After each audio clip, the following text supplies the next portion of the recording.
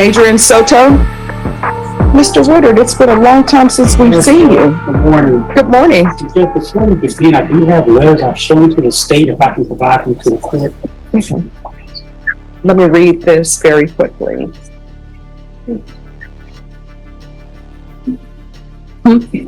No, they're not.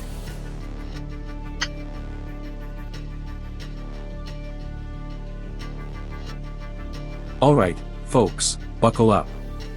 We're diving into a case that's equal parts legal drama and real-life tension. By the end of this, you'll see why probation isn't always a walk in the park, and why judges don't mess around with repeat offenders. All right. And my understanding, he entered a plea in 2 cases. Is that correct? That's correct, Judge. All right. The court is calling 2020 CR 2993 and 2023 CR 043W, State of Texas versus Adrian Sto. Could I have parties announced for the record for the state? Ruben for the state. Defense? David Woodard for Mr. Sto. Are you Mr. Sto? And cause number 2020 CR 2998. You enter a plea of no contest to burglary of a habitation with intent to commit assault. According to the plea bargaining agreement, punishment must be assessed at 8 years in the prison, and the state is opposing your application. And cause number 2020 CR 3661, you entered a plea of no contest to the offense of assault, bodily injury of a security officer. According to your plea bargaining agreement, the state is requesting that punishments be assessed at 8 years in the prison. They're opposing your applications. Notice the plea bargain here, 8 years in prison. That's the system trying to balance accountability with negotiation. A no contest plea doesn't mean innocence, it's a strategic move, often to avoid a trial that could go worse for the defendant. Both parties had a chance to review the PSI report, state. Defense? I had, Judge. Any objections to the PSI report, state? No objection. Defense? No, Your Honor. All right, any witnesses, state? None from the state. Defense? No, Your Honor, aside from the letters that I provided to the court. All right, and for the record, the court has reviewed the letters that have been presented. The court will hear arguments, state. Your Honor, based on the defendant's criminal history, he did pick up these felony cases as well as the multiple misdemeanors that are also pending involving the same family. The defendant's conduct is escalating and continues to terrorize the family, including the complainants on this case, as well as her brother, her children, and her mother. And the burglary for habitation, a burglary to a habitation case, defendants alleged to have entered the house through a open window, or through an unlocked window, and grabbed the child from where he was sleeping at 3 o'clock in the morning. He's shown a disregard for the safety and welfare of the complainant as well as the children in the household. And it's the state's fear that if the defendant were granted probation, he would continue to contact the family and continue to violate any no contact orders that would be entered.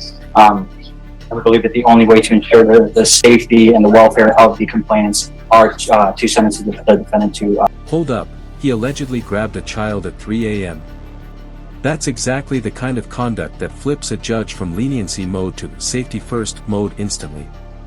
You can almost feel the tension in the courtroom. Defense? Judge, I reviewed the PSI and also talked to Mr. Sto this morning regarding the impact statement as provided in the PSI, and I'm asking, since this incident, has he had any contact with the complainants? Since the incident, he stayed away from them. He does have 2 children with the young lady. He hasn't seen the children because of this incident, but he has not gone around them or their household. So I think he's shown that he can stay away from them. I don't think he needs prison to stay away from them. Since he's been on bond, since these cases have been pending, he stayed away from that family.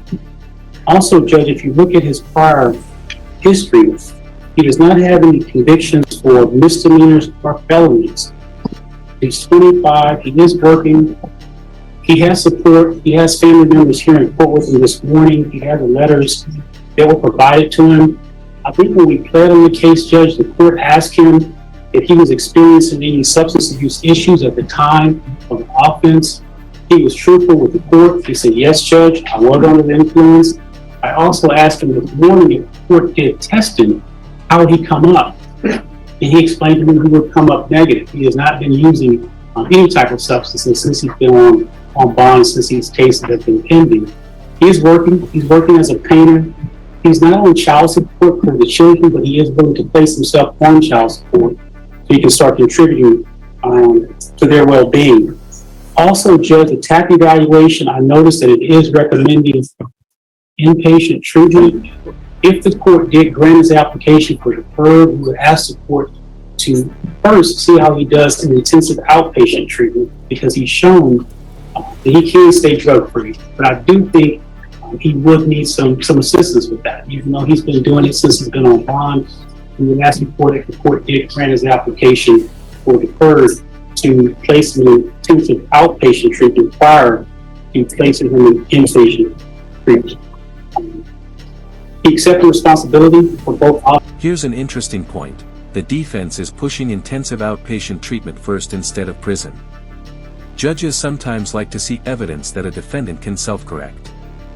But history, as we'll see, can outweigh good intentions. He pled to these cases, and now we're here before the court asking the court to grant his applications for deferred. All right, so this is the court's issue. And not really an issue, but these are things that I think of.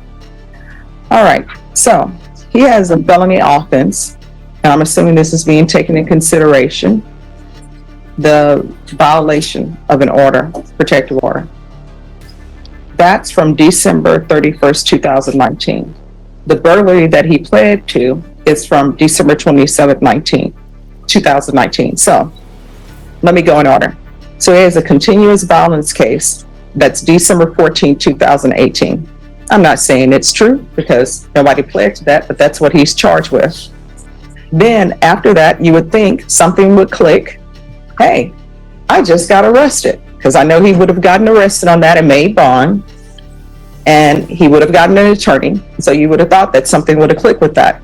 But what ends up happening is on December 27, 2019, he picks up this burglary. Then you would have thought something clicked with that. But then what ends up happening?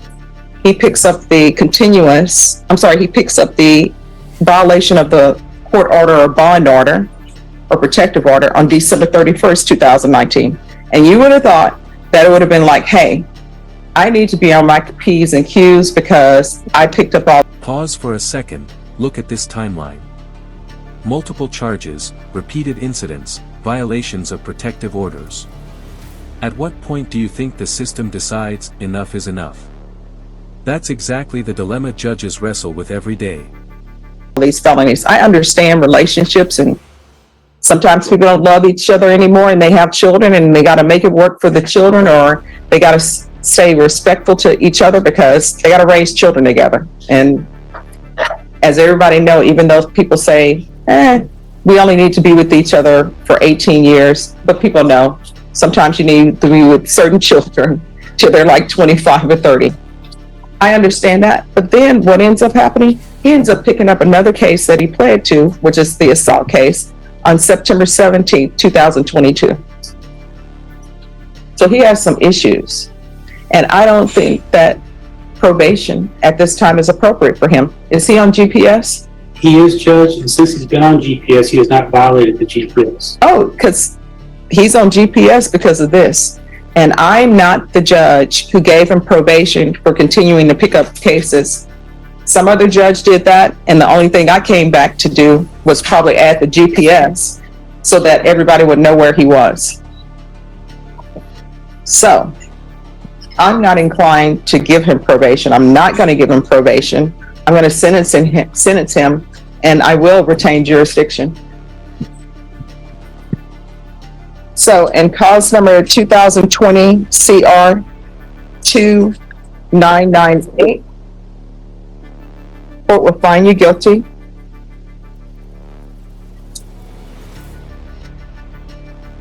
Court will sentence you to 5 years prison. Give you credit for any time served. There's a $1,500 fine. Time and money will run concurrent. This will run concurrent with 2023 CR 0463W, taking consideration 2022 CR 3661, 2021 CR 3086, night mag number 679462. The following county court cause numbers: 634960, 6048888, 630200, 634987, 634989. There's an affirmative finding of family violence. There's to be no contact with Augustine Olvera, Olvera, Elvira Olvera, Galilea, Gaililea Olivera, and John Mello, Mellow. Give you credit for any time served.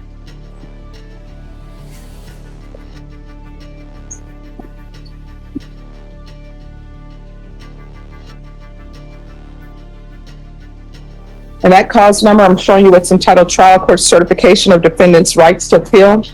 Did you review that with your attorney? Did you understand it? And did you sign it? Yes, ma'am. All right, because this is a plea bargain agreement, because I followed your plea bargain agreement, and because you waive your right to appeal, you do not have the court's permission to appeal. Because this is a felony conviction and also affirmative finding of family violence, you're not allowed to own or possess any weapons or ammunition. If you have a question over what a weapon or ammunition is, you'll need to speak to your attorney. And cause number 2023 CR 0436W, court is finding you guilty, sentencing you to 5 years in the prison. Give you credit for any time served. This will run concurrent with 2020 CR 2998. There's to be no contact with Bentley, Bentley, Beer, Ber, Garden. Court will give you credit for any time served. Showing you what's entitled Trial Court Certification of Defendant's Rights to Appeal. Did you review that document with your attorney? Yes, ma'am. Did you understand it and did you sign it? Yes, ma'am. Because this is a plea bargain agreement, because I followed your plea bargain agreement, and because you waive your right to appeal, you do not have the court's permission to appeal. Do you understand? Because this is a felony conviction, you're not allowed to own or possess any weapons or ammunition. If you have a question over what a weapon or ammunition is, you'll need to speak to an attorney. You understand? All right, we can go off the record. I'll retain jurisdiction. Both cases, Judge? Yes. Sometimes, you know, it is about it's always about rehabilitation, but it's also about protecting the community, and it's also about punishment. Sometimes people think the justice system isn't about punishment, but really, all these cases, there's an air of punishment involved, but hopefully rehabilitation. And there it is, the judge's mix of punishment and a tiny glimmer of hope. He's young, yes, but the record is heavy. It's a stark reminder, rehabilitation is the goal, but protection and consequences are non-negotiable. I know you probably think this is the end of the world. I came in here, I'm going to prison, but you're young, you still have a chance to get your life together. Please don't go to prison and get a bunch of tattoos, because you're clean shaven now. Please let it stay that way, okay? All right, thank you. Thank you, Judge. And State, if you can get the dismissals. Yes, ma'am.